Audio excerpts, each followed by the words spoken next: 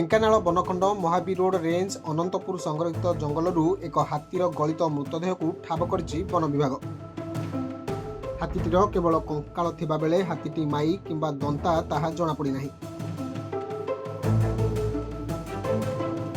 ହାତୀଟିର ବୟସ ପ୍ରାୟ 7 ବର୍ଷ ହେବ ବୋଲି ଅନୁମାନ କରାଯାଉଛି। ହାତୀ ମୃତ୍ୟୁର ପ୍ରକୃତ କାରଣ ଜଣାପଡ଼ିନାହିଁ। ଘଟଣାସ୍ଥଳରେ ଢେଙ୍କାନାଳ ଡିଏଫଓ ଓ ଡାକ୍ତରୀ ଟିମ୍ ପହଞ୍ଚି ତଦନ୍ତ ଚଳାଇଛନ୍ତି। ହାତୀଟି ପ୍ରାୟ 25 ଦିନ ହେବ ମରିଥିବା ବନ ବିଭାଗ ତରଫରୁ ସୂଚନା ମିଳିଛି। ହାତୀ ମୃତ୍ୟୁର ପ୍ରକୃତ କାରଣ ବ୍ୟବଚ୍ଛେଦ ରିପୋର୍ଟ ଆସିବା ପରେ ଜଣାପଡ଼ିବ ବୋଲି ଡିଏଫଓ କହିଛନ୍ତି। এইটা গতকালি ডিউরিং পেট্রোলিং ଆମ ଫରେଷ୍ଟ ଗାର୍ଡ କଲା ପରେ ଏଇଟା ଡିଟେକ୍ଟ କରିଛନ୍ତି। ଆଉ ଏଇଟାର ଯୋଉ ବର୍ତ୍ତମାନ ସିଚୁଏସନ ଅଛି ଦେଖିଲେ ଜଣା ପଡୁଛି 20 ରୁ 25 ଦିନ ହେଇଥିବ ପ୍ରାୟ ଡେଥ୍ ହେଇଥିବ ଏବଂ ତାର ଏଜ୍ ପାଖାପାଖି 5 ରୁ 7 ବର୍ଷ ହେଇଥିବ।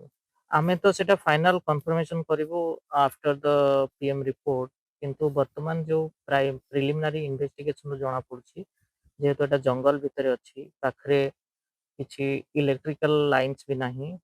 ଇଭିନ୍ ଆମ ମହାବୀର ରେଞ୍ଜରେ ଲାଷ୍ଟ 5 ଇୟର ପରେ ଏଇଟା ଗୋଟେ ଡେଥ୍ ହେଇଛି ଏବଂ କିଛି କୋଚିଂର ସେମିତି ବି ଏଠି ସମ୍ଭାବନା ନଥାଏ।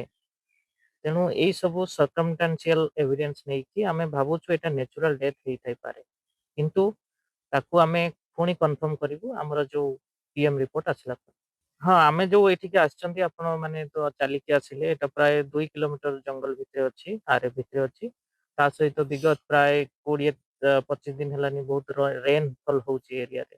ତ ଯେତେବେଳେ ଟିକେ ରେନ୍ କମ୍ ହେଲା ସେମାନେ ଏଇ ଜାଗାରେ ପେଟ୍ରୋଲିଂ କଲେ, ସେଇଥିପାଇଁ ଏଟା ଟିକେ ଲେଟ୍ ଡିଟେକ୍ସନ। ଢେଙ୍କାନାଳରୁ ହରେ କୃଷ୍ଣ ରାଉତଙ୍କ ରିପୋର୍ଟ, ଖବର ଓଡ଼ିଶା।